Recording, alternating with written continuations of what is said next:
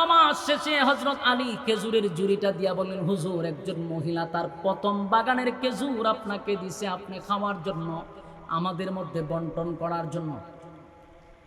আল্লাহর নবী সব সাহাবায়ে কেরামদেরকে দিলেন, হযরত আলীকে একটা খেজুর দিলেন। হযরত আলী খেজুরটা খাচ্ছিল। যখন খেজুরটা খাইতেছিল, হঠাৎ করে মসজিদে নববীর মধ্যে আজান হয়ে গেছে ফজরের। হযরত আলীর ঘুম ভেঙে গেছে। তার মানে যা দেখছে সবগুলা কি ছিল? স্বপ্ন ছিল। আমার যুবক ভাইরা, হযরত আলী রাদিয়াল্লাহু তাআলা আনহু স্বপ্নে দেখে নবী যে খেজুরটা ওনাকে দিছিল খাওয়ার জন্য। হযরত আলী বলেন, ঘুম থেকে জাগ্রত হইয়া দেখি আমার মুখের মধ্যে নবীর দেওয়া খেজুরের স্বাদ এখনো আছে। হযরত আলী দৌড়াইয়া উযু করলেন, দৌড়াইয়া মসজিদে গেলেন নামাজ পড়ার জন্য। গিয়া দেখে মসজিদের ইমামতির মুসল্লায় দাঁড়ায় আছে হযরত ওমর নামাজ পড়াইতেছে। নামাজ শেষ। নামাজ যখন শেষ হয়ে গেছে, হযরত আলী সবার আগে মসজিদের থেকে বাহির হইয়া দরজার সামনে আসছে। আয়েশা দেখে ওই মহিলা জুরির মধ্যে খেজুর লইয়া দাঁড়ায় আছে। সুবহানাল্লাহ। কি তা আপনারা কইলে শরম লাগে? এটা আশ্চর্য ঘটনা না? হযরত আলীর চোখ বড় বড় হয়ে গেছে, কারণ এটা তো আমি স্বপ্নে দেখছিলাম। হযরত আলী রাদিয়াল্লাহু তাআলা স্বপ্নে দেখছিল, কিন্তু বাস্তবে দেখে মহিলা জুরির মধ্যে খেজুর লিয়া খারাপ।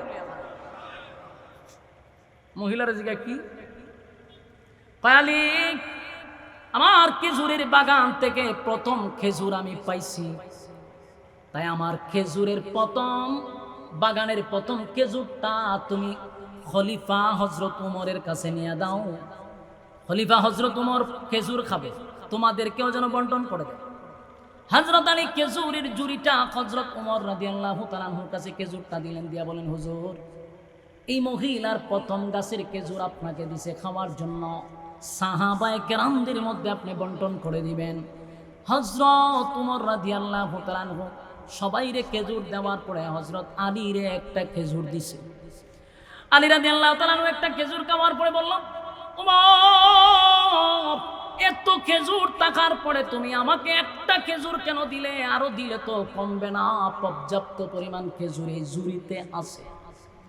হযরত উমর বলেন, আলী রে, আমার নবী তো তোমারে একটার বেশি দুইটা খেজুর দেয় নাই। সুবহানাল্লাহ। একটা জবান বন্ধ রাখবেন না, বলেন আল্লাহু আকবার। আরো জোরে কোন আল্লাহু আকবার। এই ঈমানের আওয়াজ দিয়ে বলেন আল্লাহু আকবার। হযরত আলীর চোখ গুলি বড় বড় হয়ে গেল। হযরত আলী তাকায় আছে, এই ঘটনা তো আমি স্বপ্নে দেখছি, আমার স্বপ্নের ঘটনা উমর কেমনে জানলো রে? উমর কেমনে জানলো? এই কথা তো উমর জানার কথা না। আলী ডাক দিয়ে বলে, উমর, এই ঘটনা আমি স্বপ্নে দেখছিলাম, আমার নবী আমাদের স্বপ্ন যুগে একটা খেজুর দিছিল, এই কথা পৃথিবীর কেউ জানার কথা না। উমর, বলো তুমি কি গায়েব জানো? উমর, তুমি কি এই খবর জানলা কিভাবে? কে তোমারে জানাইলো? হযরত উমর বলেন, গায়েবের একমাত্র খবর যিনি জানেন তিনি হলেন আল্লাহ। আলী, আমি গায়েব জানি না, তবে যেই ব্যক্তিটা আল্লাহর হয়ে যায় আল্লাহও তার হয়ে যায়। জোরে করুন সুবহান।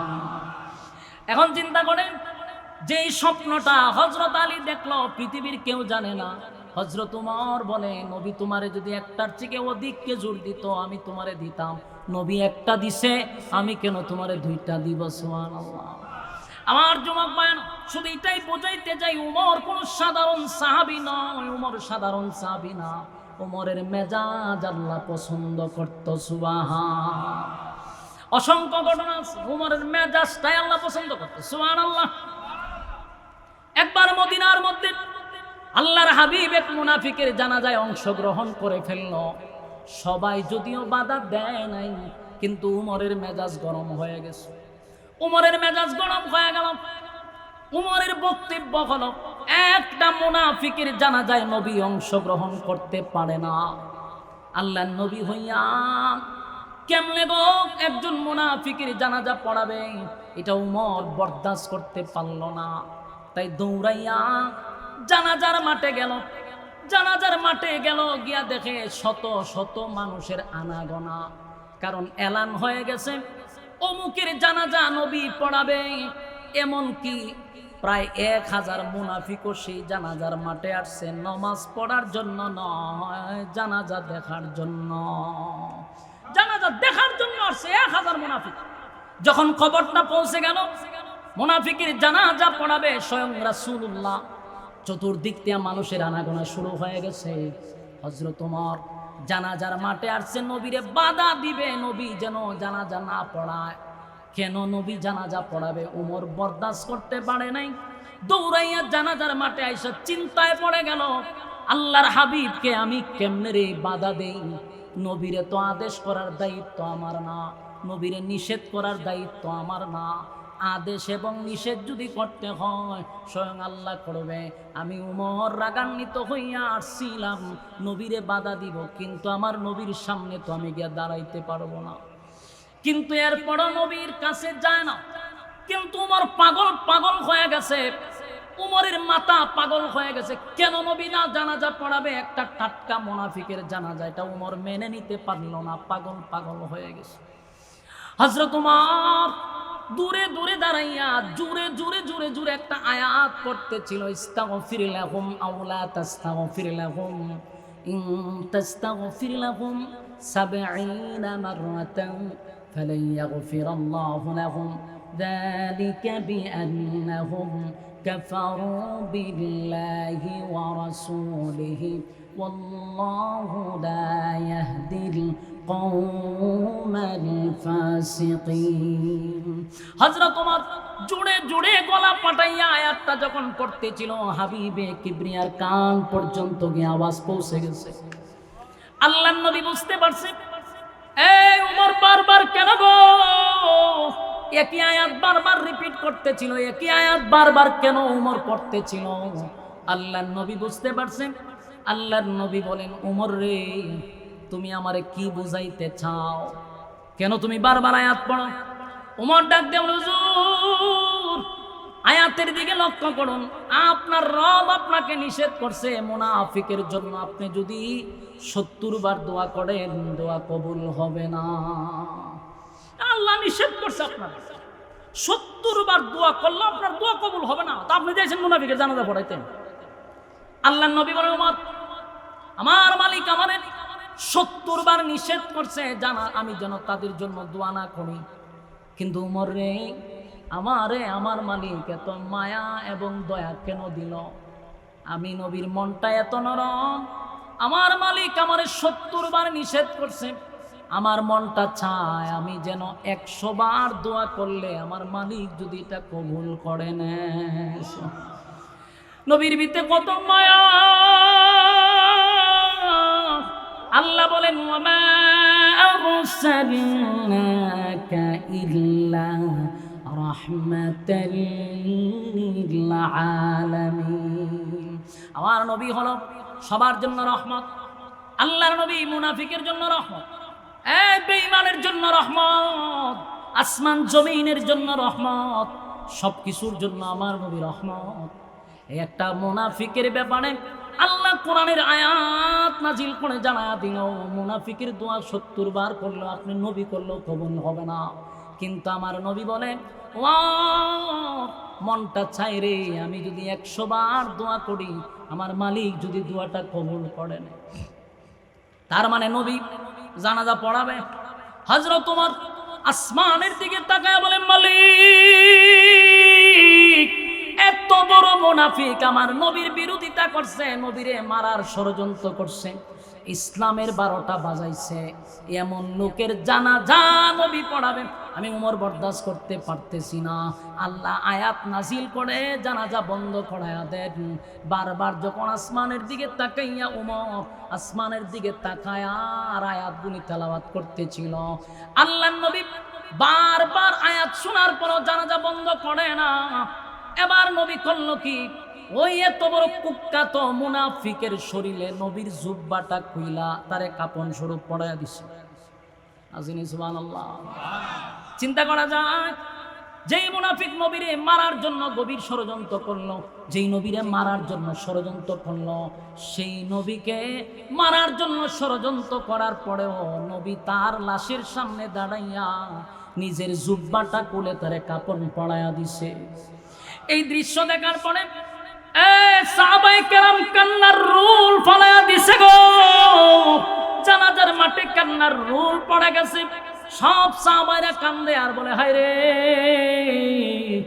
নবীর সাহাবী হইয়াও নবীর জুব্বা পাইলাম না, আর একটা এত বড় মুনাফিক হইয়া আমার নবীর জুব্বা সে কাপন স্বরূপ পেয়ে গেল। মাটিতে পইরা কান্দে। হযরত ওমরের চোখের পানি,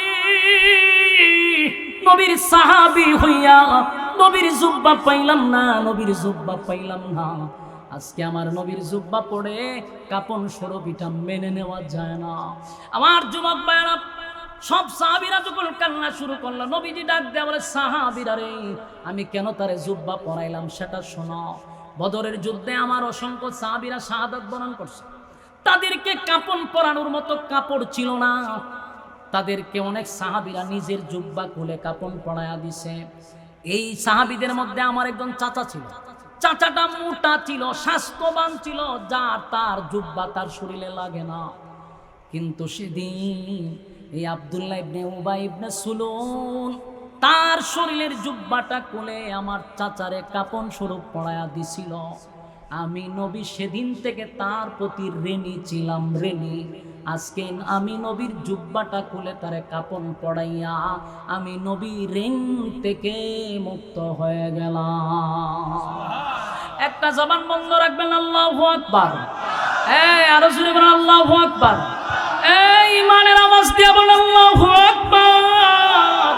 আমার নবীর কত মায়া, নবীর কত মায়া গো। একটা বেঈমানের জন্য নবীর কত মায়া। নিজের জুব্বাটা পড়ায়া দিল, নিজের জুব্বা পড়ায়া দিল।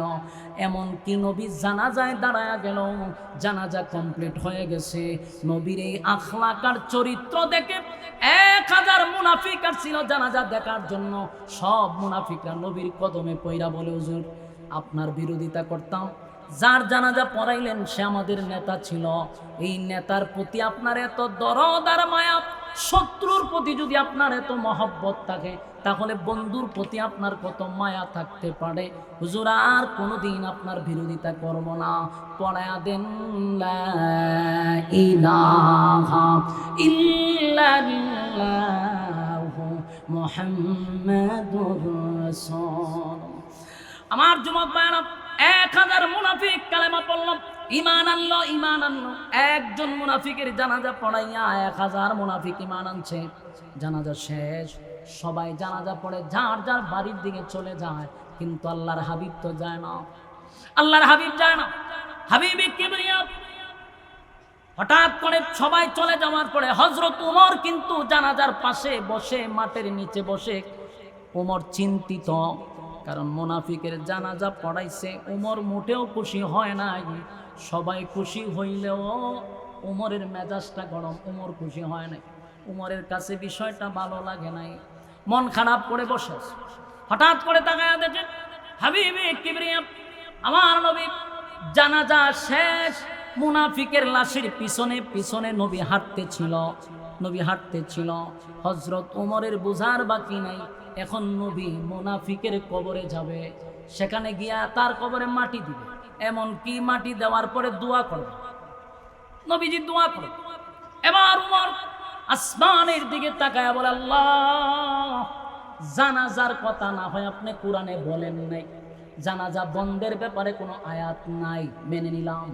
কিন্তু দুয়ার ব্যাপারে তো আপনি আয়াত নাজিল করছেন। আপনার বন্ধু এই মুনাফিকের জন্য দোয়া করার জন্য কবরের সামনে গিয়া দাঁড়াইছে। আল্লাহ, আমি উমর আর বরদাস্ত করতে পারি না, আমি আর বরদাস্ত করতে পারি না। হযরত ওমর আসমানের দিকে তাকাইয়া বারবার আসমানের দিকে তাকায় আর বলে, মালিক, কোরআনের আয়াত নাজিল হয়েছিল, এরপরও কেন নবী দোয়া করবে? আপনি না বলছেন ইস্তাগফির লাহুম আও লা তাস্তাগফির লাহুম ইন তাস্তাগফির লাহুম 70 মাররাতান ফালান ইয়াগফিরাল্লাহু লাহুম যালিকা বিআন্নাহুম কাফারু বিল্লাহি ওয়া রাসূলিহি ওয়াল্লাহু লা ইয়াহদিল কওমাল ফাসিকিন। আপনিই তো বললেন মুনাফিকের জন্য 70 বার দোয়া করলে কবুল হবে না। আপনার বন্ধু যায় কবরের সামনে দোয়া করার জন্য, এই বারবার যখন ওমর আসমানের দিকে তাকায় আর বলে আল্লাহ বরদাস্ত করতে পারি না, কবরে মাটি দেওয়া শেষ, এবার নবী দোয়া করো। যেই মাত্র নবীজি দোয়া করার জন্য দুইটা হাত উত্তোলন করছে, তাকায়া দেখে জিবরাইল নবীর সামনে দাঁড়ায় আছে। জিবরাইল দাঁড়ায় আছে, দাঁড়ায় হুজুর দোয়া করবেন, পড়েন, হাত নামান, দোয়া করবেন পড়ে আগে শুনুন আপনার আল্লাহ কি কয়। সুবহানাল্লাহ। জিবরাইল ডাক দিয়া বলে হুজুর উমরের সিদ্ধান্তটাকে আল্লাহ বড় পছন্দ করছে, পছন্দ করছে, পছন্দ করছে। উমরের সিদ্ধান্তটাকে আমার মালিক চূড়ান্ত সিদ্ধান্ত ঘোষণা করছে। সুবহানাল্লাহ। উমরের সিদ্ধান্তটাই চূড়ান্ত সিদ্ধান্ত। আল্লাহ আয়াত নাযিল করেছে, সাথে সাথে কোরআনের আয়াত নাযিল হয়ে গেছে, ওয়ালা তুসাল্লি আলা আহাদিম মিনহুম মাতা আবাদান ওয়ালা তাকুম আলা কবরি। আল্লাহ বলেন ওয়ালা তুসাল্লি, ভবিষ্যতে পরবর্তীতে কোন সময় আপনি আর কোন মুনাফিকের জানাজা পড়বেন না, জানাজা পড়াবেন না। এমন কি মুনাফিকের কবরের সামনে দাঁড়াইয়া আপনি নবী দোয়াও করবেন না। ওয়ালা তুসাল্লি আলা আহাদিম মিনহুম মাতা আবাদান ওয়ালা তাকুম আলা কবরি, কবরের সামনে দাঁড়াইয়া আপনি কোনোদিন দোয়াও করবেন না। বলুন তো দেখি এই কথার বিরোধিতা কে করছিল? হযরত উমর। কথা কয় না? উমর বলছিল আল্লাহ ওই মুনাফিকের জানাজা বরদাস্ত করতে পারি না, চিরতরে জানাজা বন্ধ করে দেন, আর মুনাফিকের দোয়া হবে এটা বরদাস্ত করতে পারি না। উমরের সিদ্ধান্ত চূড়ান্ত সিদ্ধান্ত। কথা কয় না?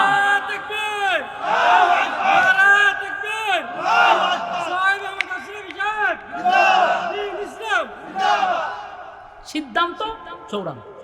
এখন প্রশ্ন, ১৫০০ বছর আগে কুরআনের আয়াত নাজিল হইছে, জানাজা বন্ধ, মুনাফিকের জানাজা জমিনে চলবে না। বলুন তো দেখি কোরআনের আইন এখন আসেনি? কথা হই না? আইন বাস্তবায়ন হয় না বাংলাদেশে, কিন্তু কোরআন আছে না নাই? কোরআন আছে। ১৫০০ বছর আগে যেই আইন আমাদের জন্য আল্লাহ বইলা দিছে যে মুনাফিকের জানাজা হবে না, যদি কোরআন মানেন এই জানাজা এখনো নিষেধ, কিয়ামত পর্যন্ত নিষেধ। কথা হয় না? কোরআনের মুজিজা হলো কোরআন তার বিশেষ কোনো কারণে নাজিল হয়, কিন্তু তার হুকুমটা থাকে কিয়ামত পর্যন্ত। তাহলে হুকুম করছে আল্লাহ কোন সময়? ১৫০০ বছর আগে। এখন যদি কোনো মুনাফিক মারা যায় তার জানাজা পড়া যাবে? কথা কই না? যদি কোনো মুনাফিকের জানাজা কোনো মুসলমান পড়ায় অথবা মুনাফিকের জানাজা পড়ে, সে কোনোদিন মুসলমান থাকতে পারে না, কারণ আল্লাহর কোরআনকে সে অস্বীকার করলো। যদি কোনো ইমাম নামাজ পড়ায়, ইমামের পিছনে নামাজ পড়া হারাম, তার পিছনে আর নামাজ হবে না, এটা কোরআন অস্বীকারী। ঠিক না বেঠি? কথা কয় না? আমাদের সমাজে মুনাফিক আছে না নাই?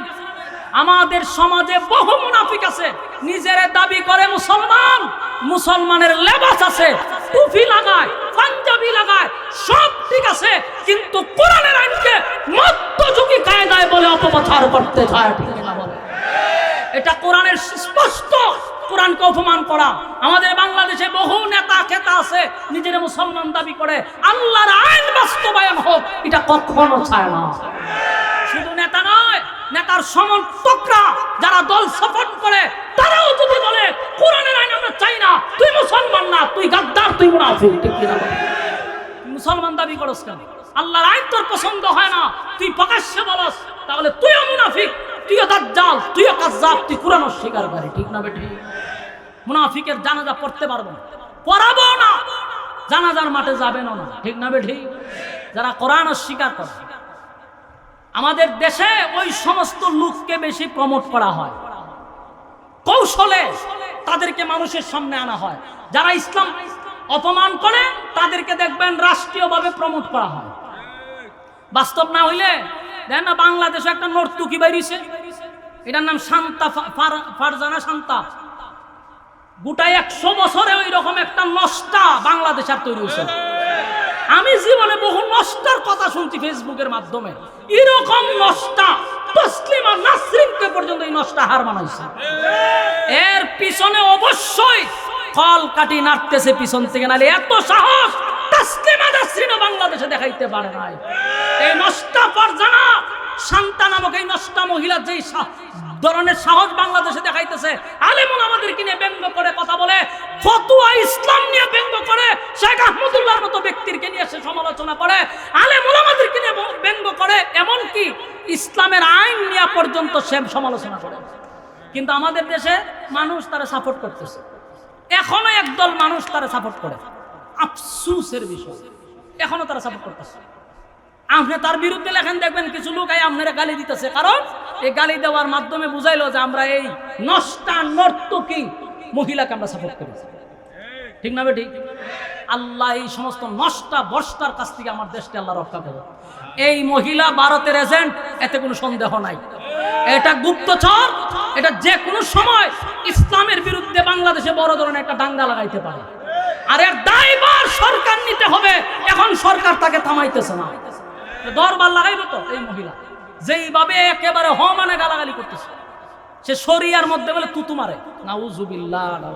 এই কথা বলার পরে বাংলাদেশের মুসলমান দেহেরে আস্থা রাখছে, এটাই তো বেশি। মুসলমান তো ধৈর্যের পরিচয় দিচ্ছে। সীমা লঙ্ঘন করলে তসলিমার মতো বুরকা ফিনবার সুযোগ তুই পাইবি না, সোজা হয়ে যা। আমরা যদি এখন সোচ্চার না হই তাহলে বিপদ আছে না নাই? আপনারা তো কথা বলেন না। এই সমস্যাগুলি যে হইতেছে সমাজের মধ্যে, আমরা নীরব ভূমিকা পালন করার কারণে সাহস কি পরিমাণ বাড়ছে। 96% মুসলমানের দেশ বাংলাদেশ। আমরা এই বাংলাদেশে 96% মুসলমান বসবাস করি। এই দেশের মতো একটা জায়গাতে রাম মূর্তি বানানো হয় প্রকাশ্যে রাস্তার পাশে। এই বাংলাদেশে কৃষ্ণ নামক মূর্তি বানানো হইতেছে, আমাদের হুজুরদের চোখে এখন পড়তেছে না। আন্দোলন নাই, ডাক নাই, মিছিল নাই, যেটা শেখ হাসিনা করতে পারে নাই, এটা আমাদের এই সরকার দেখাইয়া দিছে। বাস্তব না বাস্তব? সম্মানিত সুধী, বলার অনেক কিছু ছিল, বাস্তবতা তুলে ধরারও আমাদের ইমানি দায়িত্ব। আপনার আর হয়তো বা কথাগুলি কষ্ট লাগতেছে। আচ্ছা যাক, আমার মূল কথা যেটা ছিল, হুজুর হয়তো আশা করছে। আসুন, শেষ কথাটা হলো, এই উমররে তো আমরা চিনতে পারছি। হ্যাঁ, কথা কই না, উমররে চিনতে পারছি কিনা? তাহলে এই উমরের নামে হত্যা মামলা দিছে, আপনারা ইয়াদ আসেনি? উমর হত্যা দিবেন না, ওয়াজটা শেষ করবার দিবেন নি না ছেড়ে দিতাম? মামলাটা কিভাবে হয়েছে এটা জানতেন না? লক্ষণে তো হয় আপনারা বেশি একটা ভালো।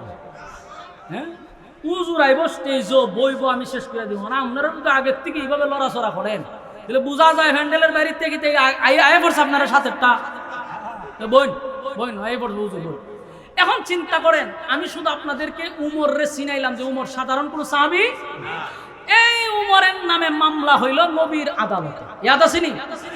আমার যুবক ভাইয়েরা, ওই লোকগুলা যখন হযরত উমরের ব্যাপারে হত্যা মামলা দিয়া দিল, আল্লাহর হাবিব চিন্তিত। উমর সাধারণ কোনো সাহাবী না, কিন্তু পড়ে গেছে হত্যা মামলা।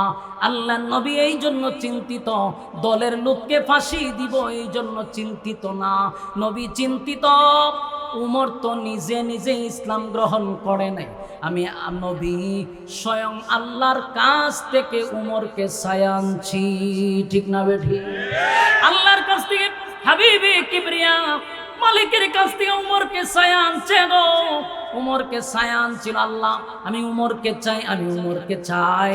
আল্লাহ রাব্বুল আলামিন হযরত উমরকে ইসলাম গ্রহণ করার সেই হেদায়েতটুকু দান করলেন।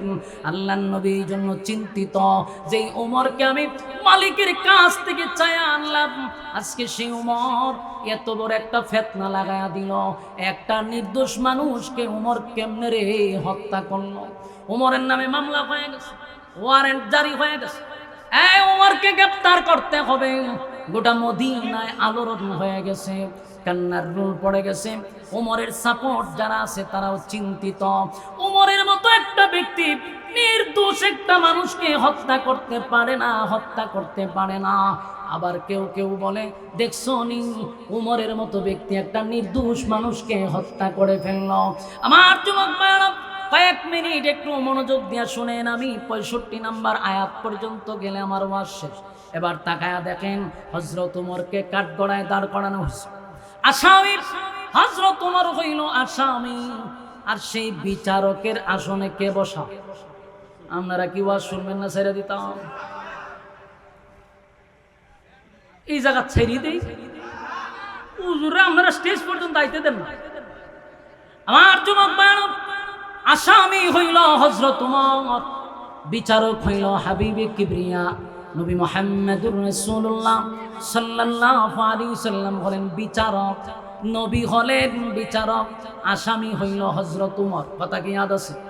এবার মামলা সব কিছু যখন সাক্ষী প্রমাণ আর কোনো কিছুর দরকার নাই, একটা নির্দোষ মানুষকে হত্যা করা হইল, একটা নির্দোষ মানুষকে যখন হত্যা করেই ফেলল বিচারক, যাই হোক আলহামদুলিল্লাহ আমাদের বস্তির আপনারা দিক কারা মাথাটা ঠিক নাই, প্যান্ডেলের বাইরে যেটা আছে সবাই বর করে গেছে। হ্যাঁ বোন, শেষ করতে দেন। বলুন আসামিকে বুঝলা লইছে? খলিফাতুল মুসলিমিন হযরত ওমর হলেন আসামি, আর বিচারক হলেন কে? আল্লাহর নবী হলেন বিচারক। আসামির কাঠগড়ায় হযরত ওমর দাঁড়ায় আছে, রে বিচারকের কাঠগড়ায় আল্লাহর নবী বসা। এবার নবী রায় দিবে, ওমরের ফাঁসি। চতুর্দিকে কান্নার রোল পড়ে গেল, আর বলা বলি হইতে লাগলো, ওমর একটা নির্দোষ মানুষকে হত্যা করে ফেলল। চতুর্দিকে যখন কথা চলছিল, আল্লাহর হাবিব সমস্ত সাক্ষী প্রমাণ এক জায়গায় করে উমরকে রায় দিবে, সাথে সাথে উমরেরও হত্যা করা হবে। যেই মাত্র হযরত উমরকে রায় দেওয়া হবে, হাবিবে কিবরিয়া যখন রায় দিবে, তখন তাকায়া দেখে জিবরাইল নবীর সামনে দাঁড়ায় আছে। আল্লাহর নবীর সামনে জিবরাইল ডাক দিয়ে বলে, হুজুর আজকের এই বিচারক আপনি, আর অপরাধী হইল হযরত ওমর। আপনি বিচারক, উমর হইল অপরাধী, আপনি রায় দিলে উমরকে হত্যা করা হবে গো নবী। কিন্তু জানতে চাই, মামলা করল, আপনি বিচারক, উনি হইলেন আসামি। বলুন তো এই মামলা লড়ার জন্য একজন উকিলের দরকার আছে না? না, মামলা লড়ার জন্য একজন উকিলের দরকার। আগে নবীজি আপনি বিচারক, উমর আসামি, কিন্তু মাঝখানে একজন উকিলের দরকার। আজকের এই মামলার উকিল স্বয়ং আল্লাহ। একটা জবান বন্ধ রাখবেন না, জোরে কোন আল্লাহু আকবার, আরো জোরে কোন আল্লাহু আকবার। এই ইমানের আওয়াজ দিয়ে কোন আল্লাহু আকবার। হযরত ওমর আসামি, হাবিবে কিবরিয়া বিচারক, এবার এই আদালতে যিনি উকিল স্বয়ং আল্লাহ। এবার আল্লাহ যদি উকিল হয়, এই মামলায় কি কেউ জিততে পারে? এবার হাবিবে কিবরিয়ার সামনে জিবরাইল বলে, হুজুর আমার মালিক আজকের এই মামলার রায় দিবে, উনি নিজে উকিল হইয়া। সাথে সাথে আমার খুতবায় তেলাওয়াতকৃত সূরা নিসার 65 নম্বর আয়াতটা আল্লাহ নাজিল করে দেয়। আমি প্রথমেই বলছিলাম একটা ঘটনারে কেন্দ্র করে নাজিল হইছে। কোন সূরা? সূরা নিসা 65 নম্বর আয়াত। আল্লাহ তখন এই সূরার এই আয়াতটা নাজিল করে বলেন, ফালা ওয়া রাব্বিকা লা ইউমিনুনা হাত্তা ইউহাক্কিমুকা ফীমা শাজারা বাইনাহুম সুম্মা লা ইয়াজিদু ফী আনফুসিহিম হারাজাম মিম্মা কাদাইতা ওয়া ইউসাল্লিমু তাসলিমা। আল্লাহ বলেন, আগে নবীজি আপনার রবের কসম, আপনার রবের কসম, আল্লাহ শপথ করে বলেন আপনার রবের কসম, আপনার উমর নির্দোষ কোনো মানুষকে হত্যা করে নাই। যাকে হত্যা করছে সে শুধু নামে মুসলমান ছিল, সে প্রকৃতপক্ষে একজন ছিল ইহুদি। কি ছিল? কি ছিল? ইহুদি ছিল। আল্লাহ বলে আপনার উমর কোন নির্দোষ মানুষকে হত্যা করে নাই। উমর যারে হত্যা করছে সে দোষী ছিল। আপনি নবীর বিচার যার কাছে পছন্দ হয় না, সে যতই লম্বা টুপি লাগা, সে যতই লম্বা পাঞ্জাবি লাগা, সে যত ইসলামের কথা বলুক, আর যদি বলে নবীর বিচার মধ্যযুগী কায়দায় বলা হয়, বর্বরের যুগের কথা বলা হয়, বর্তমান সমাজকে আপডেট বলা হয়, আমরাও তাকে মুসলমান মানতে রাজি। ঠিক না? ঠিক। সেই সময়ে লোকটা নিজেকে মুসলমান মুসলমান দাবি করত, কিন্তু নবীর বিচার তার পছন্দ হইত না। আল্লাহ হয় ফালা ওয়া রাব্বিকা, আপনার রবের কসম, উমর নির্দোষ মানুষকে হত্যা করে নাই। উমর যাকে হত্যা করছে সে একজন ইহুদি, সেই ইহুদিকে হত্যা করে সমাজ থেকে ক্যান্সার দূর করছে। কারণ এই ফিতনাবাদ যতদিন বেঁচে থাকতো ততদিন সমাজে ফিতনা লাগাইতো, ঠিক কিনা বলেন? তাই ফিতনাকারীকে হত্যা করা মানে হলো ক্যান্সার থেকে মুক্তি দেওয়া। উমর সঠিক সময়ে সঠিক সিদ্ধান্ত নিয়ে তাকে হত্যা করছে, কোনো নির্দোষ মানুষকে হত্যা করে নাই। কথা কি বুঝতে পারছে? সম্মানিত শুধু লম্বা কথা, আপনারা যার আশায় মানে যার আকাঙ্ক্ষায় এতক্ষণ বসে আছেন, যার অপেক্ষায়, বর্তমান যুব সমাজের আইডল আইকন, যার ওয়াজ শুনে বহু পথ হারা যুবক পথের সন্ধান পাইছে, ঠিক না ঠিক? বহু বেনামাজি যুবক এখন নামাজ পড়ে, বহু জালেম যুবক এখন সে আল্লাহর রাস্তায় ফিরে আসছে। অনেক যুবক আমি উনার ওয়াজ শুনি। আমার এলাকা তো কোন জায়গায় কোন গ্রামে আপনারা ভালো করে জানেন না। তো কয়েকজন একদিন আমার এক হুজুর এই যে ওয়াজটা দেখছিলেন, হ্যাঁ উনার আনতার বেন যেই লোকে কইছে হে এর আগের বছর আমার মাহফিলের বিরোধিতা করছে, এই লোকে যখন কইছে আমি কইছি যেমনে পারি যে ভাবেই হোক আমি আনবো। কারণ এমন এক লোকে কইছে যে এর আগের বার মিছিলের আগে ছিল আশরাফির চামড়া তুলে দিব আমরা এই মিছিলের শরীক হয়ে। এই বেটা এসে দেখো এই আশরাফির দাওয়াত দেওয়া। আমি তাৎক্ষণিক সিদ্ধান্ত নিলাম যে যাইতেইব। আমি সাথে সাথে গেছি কুমিল্লা, গিয়া আমি জুম্মা বাদ দিয়ে ওখানে জুম্মা পড়ছি, রাস্তা ফেরে ওনারা ধরছি। আলহামদুলিল্লাহ আমার ভাই একসাথে অনেক প্রোগ্রাম করছি। এক সময় আমি 2014, 15, 16 পর্যন্ত কুমিল্লাতে আনাচে কানাতে সিপায় সাপায় ওনার সাথে আমার অসংখ্য প্রোগ্রাম হয়েছে। তো এখন আল্লাহ তাআলা কত উপরে নিয়ে গেছে, অনেক যুবকরা তার ওয়াজ শুনে রাত্রেবেলায় বালিশ ভিজায় দেয়, ঠিক না ঠিক? এত আসর কথার মধ্যে পাথরের মতো দিলওয়ালা মানুষের দিল নরম হয়ে যায়। তো আলহামদুলিল্লাহ আমি গেছি পরে আমি ডেট পাইছি, আলহামদুলিল্লাহ আছে না? কি কয় নভেম্বরের 22 তারিখ দিনের বেলায় ইনশাআল্লাহ হুজুরের হায়াতকে আল্লাহ আরো লম্বা করে দেব, সুস্থতার জিন্দেগি দান করুক, হায়াত আমলে বরকত দান করুক। হ্যাঁ, নভেম্বরের 22 তারিখ হুজুরও থাকবে, খতিবুল উম্মাহ, বাকিটা আপনারা বুঝে নিতে, সিদ্দিকী সাহেব থাকবে। আরো আমরা ইনশাআল্লাহ সিদ্ধান্ত নিতেছি কারে আনা যায়। তো আপনাদের কাছে আমি দোয়া চাই আমার মাদ্রাসার জন্য, মাহফিলের জন্য। হুজুরের বয়ান শুনবেন, যুবকরা অনেকে আছে, বিশেষ করে আর্জেন্টিনা এবং ব্রাজিলের যারা সাপোর্টার আছেন, মনে মনে তওবা করেন, জনমের মতো সাইজ হয়ে যাবেন গাছটা। করতেন নি আর্জেন্টিনার আর ব্রাজিলের সমর্থনরা মাইল লাগিয়া হই এখানেও আপনার বৈরবে ট্রেন আটকাই দিছে, শত শত বিদেশি ফ্লাইট বন্ধ হয়ে গেছে। এই ইহুদি খ্রিস্টানদের সমর্থন করে করে মুসলমান দেশের মুসলমান ভাইয়ের রক্ত জড়াচ্ছে। কত বড় বুকা হইলে একজন ইহুদি খ্রিস্টানদের সমর্থন করে, দাজ্জালের অনুসারী যারা। আল্লাহর রাস্তে আমরা তাদের কাছে ক্ষমা চাই। যুবক ভাইরা, আমরা আর্জেন্টিনার এই ব্রাজিলের সাপোর্ট না করি। হুজুরের অসংখ্য বয়ান আছে এই ব্যাপারে, যুবকদের উদ্দেশ্যে আমরা শুনবো ইনশাআল্লাহ, এবং ধৈর্যের সাথে কথাগুলি শ্রবণ করবো, আমলের নিয়তে আল্লাহ উভয়কে বুঝার, মানার, আমল করার তৌফিক দান করুক। সকলে বলে আমিন। আসসালামু আলাইকুম ওয়া রাহমাতুল্লাহি ওয়া বারাকাতুহু।